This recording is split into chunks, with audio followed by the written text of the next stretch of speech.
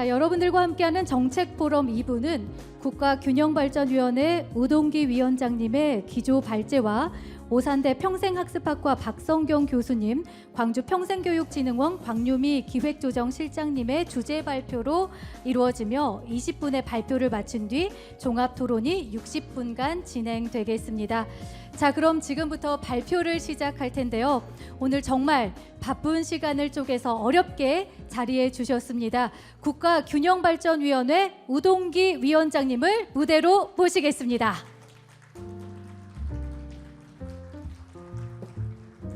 네, 우리 위원장님께서는 지방 분권 시대 교육으로 균형 발전 이끈다라는 주제로 기조 발제를 해주시겠습니다. 예, 여러분 만나게 돼서 대단히 반갑습니다. 저도 얼마 전까지는 대구에서 평생교육의 한 축을 담당했던 교육감 업무를 수행해서 이 분위기가 낯설지 않고 또 제 입장에서 상당히 어려운 일정이었습니다만은 이렇게 오게 되었습니다. 오늘 제가 좀 드리고 싶은 말씀은 일반적인 사항들은 여러분들 참고한 자료를 좀 참조해 주시고 제가 느꼈던 또 제가 생각했던 평생교육 시스템에 대해서 한번 좀 말씀을 드릴까 합니다. 지금 우리나라의 가장 심각한 문제는 우리 공동체가 직면하고 있는 문제 중에 대내외적인 문제로 두 가지로 분류해 본다면은 하나는 새로운 질서로 형성돼가는 국제 패권 전쟁에서 우리가 공동체로서 어떻게 유지될 것인가 하는 그러한 문제이고, 또 하나는 저출산 문제, 지방 대학의 문제, 수도권과 비수도권의 격심한 불균형으로 인한 문제들, 이런 문제들이 우리 공동체가 직면하고 있는 문제 중에 대내적인 문제가 아닌가 생각합니다. 이 문제는 정말 1968년부터 시작된 우리 근대화 과정으로 본다면은 60년부터 시작된 근대화 과정으로 본다면은 정말 그때 우리 지도자들께서는 최선을 다했지만은 좀 더 정밀한 정책을 가지고 했으면은 오늘날의 이러한 우리 지방이 겪는 고통은 면할 수 있었지 않느냐, 그런 생각들을 합니다. 저출산 문제만 하더라도 1968년부터 산하 제한 정책이 시작이 되어서 그때는 학계 출산율이 6.8명이었습니다. 저도 8남매 중에 둘째예요. 그런데 그게 언제까지 지속되냐면 1996년까지 지속이 됐습니다.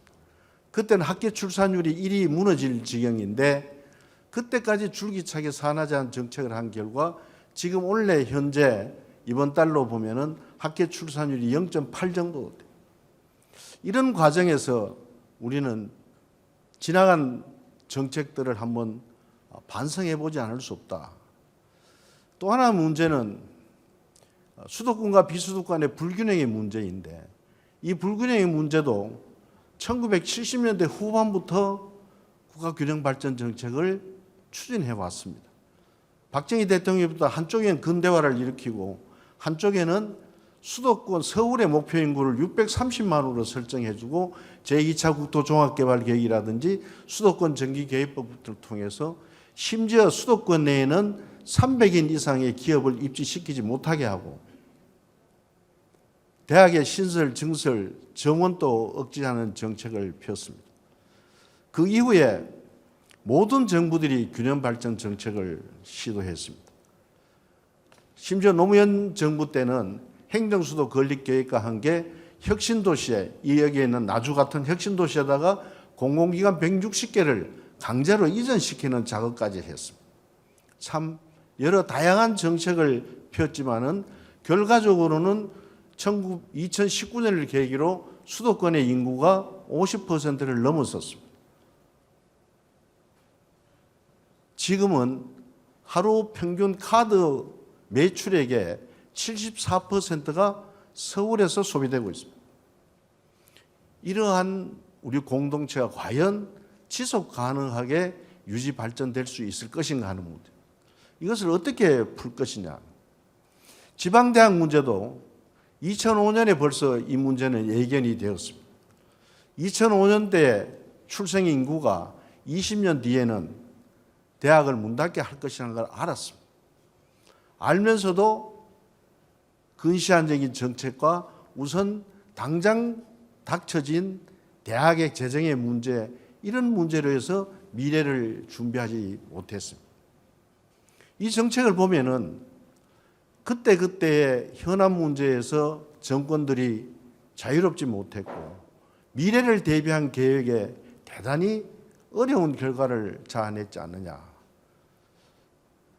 참 지금 생각해 보면 대단히 아쉽습니다. 우리 정부도 다음 후세로부터 이러한 비판과 이러한 평가를 받아야겠느냐. 그 중에 가장 큰 문제 중에 하나가 교육의 문제라고 생각합니다. 역대 정부들이 다양한 방법으로 수도권에 보다가는 지방을 축구를 한다면 운동장을 넓게 쓰는 정책을 펼쳐졌지만은 결과적으로는 실패했습니다. 저출산 정책도 마찬가지입니다. 그런데 그 중에 특이한 것을 이렇게 보면은 왜 역대 정부들이 균형 발전 정책을 실패했느냐? 그것은 다양한 측면에서 평가가 될 수 있습니다만은 큰 원인 중에 하나는 부처 중심의 균형 발전 정책이었습니다. 국토부나 산자부 중심의 정책이었습니다. 교육부는 국가가 균형 발전 정책을 한다 했지만은 교육부는 교육 정책을 중앙 정부의 시각에서 중앙 정부의 논리에서 교육 정책을 집권적 교육 체제로 가져갔습니다. 수도권에 사람이 몰리는 부분은 일자리도 중요했지만은 우리나라의 문화적 속성상 교육의 문제가 더 심각했을 수도 있습니다. 그러나 교육 정책으로 균형 발전 정책을 꾀해보겠다는 정책은 어느 정부도 시행해보지 않았다. 이것이 참 아쉽다. 대단히 아쉬운 부분들. 그래서 이번 정부에서는 윤석열 정부가 균형 발전 정책을 또 지방 분권 정책을 묶어서 지방시대 정책으로 바꾸고 제가 소속되어 있는 균형발전위원회도 7월 10일부터 지방시대위원회로 바뀝니다. 그 축선상에서 가장 중요한 정책이 균형발전 정책의 핵심 정책은 교육계획에 두고자 이 문제를 교육으로 문제를 한번 풀어보자. 그리고 이 문제를 푸는 데는 지방에다가 지방 스스로가 활력을 가지고 지방 스스로가 주도권을 가지고 국정 운영의 중심이 지방에 두는 분권 국가를 만들어 보자. 분권 국가에 만드는 그 과정에서 교육이 차지하는 비중이 가장 크다. 그래서 지금 교육부가 어느 부서보다도 발빠르게 강력하게 하는 추진 정책이 분권적 고등교육 시스템.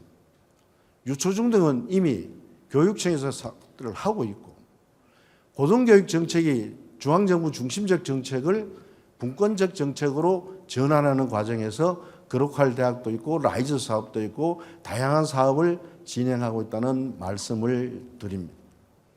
그래서 균형 발전은 결국 저출산 정책으로 해결해 균형 발전 정책은 저출산 정책의 가장 핵심적인 정책이다. 그래서 우리가 직면하고 있는 저출산 문제, 균형 발전의 문제, 이러한 문제는 다 교육과 연계되었다는 그런 선상에서 말씀을 드리는 겁니다. 그 자료에 다양한 얘기들이 있습니다만은 저는 이 중에서 가장 핵심적인 주체가 바로 평생교육 체제로서 전환하는 교육제도입니다. 세상은 대단히 급변하고 있습니다. 지식도 엄청나게 빠르게 변하고 있습니다. 직업의 생명주기가 5년이라 하다가 요즘은 3년이라는 학설이 더 우세한 학설입니다. 3년마다 직업을 바꿔야 된다면 이 부분은 제도권 내가 가지고 있는 대학에서는 이 문제를 탄력적으로 유연하게 적응하기 대단히 어렵다. 그렇다면은 지금까지 우리가 평생교육 초기부터 교양교육이나 개별 소양교육 중심의 평생교육이 아니라 아까 여기서 제시된 시민 한 사람 한 사람 맞춤형의 전문교육이 뒤따라질 때 우리의 교육을 전제로 하는 세상을 바꾸는 작업은 성공할 수 있다고 생각을 합니다. 가장 시급한 것은 공대를 중심으로 하는 IT 계열은 엄청난 빠른 속도로 변화하고 있습니다. 대학 1학년을 마치고 대학에 입학해서 졸업할 때는 벌써 1학년 때 배운 지식은 쓸모없는 지식이 되어버려요. 우리 학번대는 170학점을 했습니다. 지금 대학이 110학점 정도, 100학점까지도 졸업을 시킬 수가 있습니다. 과연 서양에서 정립된 수백 년 전에 확립된 대학의 학사는 4년이어야 한다는 이러한 고정관념에 우리 제도가 묶여 있어서야 되겠느냐. 이 부분은 이미 오래전에 대학에서는 1년 3학기제, 3년제 학사제도, 이 전문학사 아니고 일반학사 3년 학사제도 유연한 정책을 냈지만은 대학이 그렇게 쉽게 적응하지 못했습니다. 또 이 저출산 문제로 인한 노동력 부족 문제, 인구가 적어지면은 생애 노동 시간을 늘려야 하는데 생애 노동 시간을 늘리는 방법은 두 가지입니다. 정년을 늦추거나 입직 연령을 당겨야 합니다. 정년을 늦추는 문제는 세대 간의 갈등을 조장할 수 있는데 입직 연령을 빠르게 하는 방법은 갈등이 그렇게 크지를 않습니다. OECD 국가에 비교해서 우리나라야 대학을 졸업하고 첫 직장을 가지게 되는 평균 나이가 5.6세입니다. 늦습니다. 그러니까 우리가 선진국 보다가 OECD 국가 보다가 한 인간이 생애 동안 노동할 수 있는 인연이 5년이 적습니다. 제가 이것을 시뮬레이션을 한번 해봤습니다. 지금 6334로 되어 있는 이 학제 중에 유치원을 유아교육을 포함을 해서 우리가 3년 정도를 단축한다면 인구 증가 30%의 효과를 가져올 수 있다. 노동시간으로 계산을 합니다. 그래서 저는 이 위원장 맡기 전에 대구 가톨릭대학 총장을 했는데 3년제 대학을 일반제 대학 안에 설립을 했습니다. 등록금은 3분의 1을 받고 온라인 방법으로 시작을 했습니다. 평균 연령이 35세였습니다. 가장 취업이 잘 되고 직업 전환이 쉬운 학과들로 구성을 했습니다.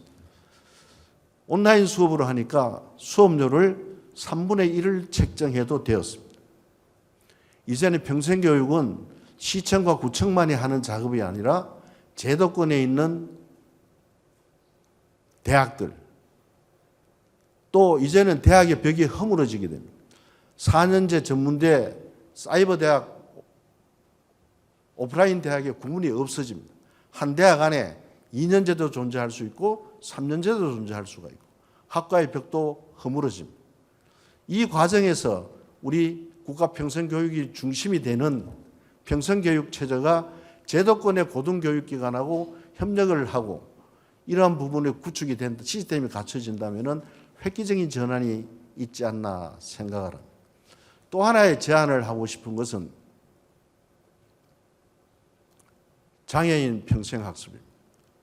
지금 장애인의 교육 수요가 고등교육 수요가 엄청 늘어나고 학생 수는 일반 학생은 줄어들지만은 장애인은 앞으로 10년간 늘어납니다.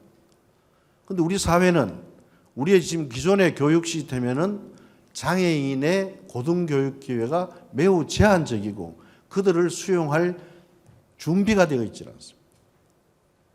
교수들은 학생이 있어도 이 학생이 장애 학생인지 발달장애 학생은 구분을 하지 못합니다.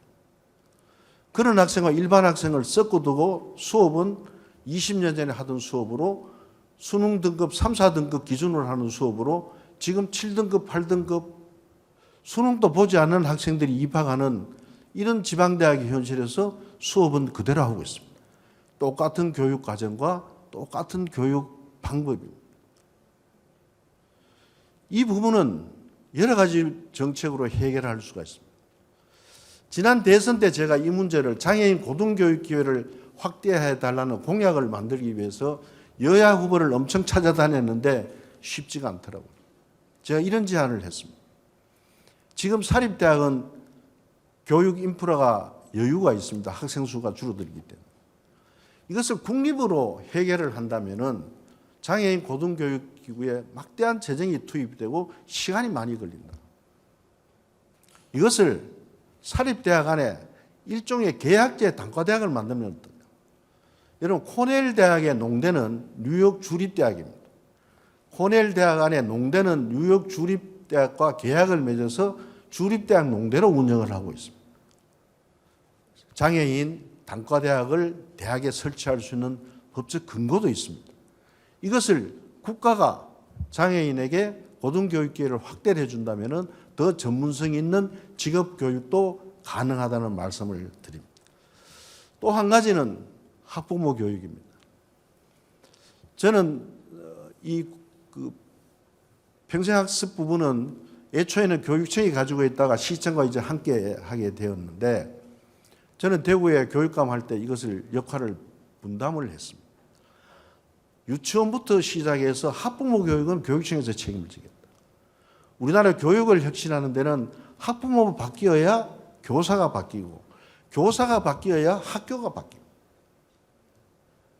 그래서 학부모 교육의 과정을 예비 학부모 과정, 유치원 과정, 초등학교 1, 3학년, 4, 5, 6학년, 중학교, 고등학교 과정, 장애 학생 부모 교육 과정, 실업계 과정, 이렇게 교육 과정을 구분을 했습니다.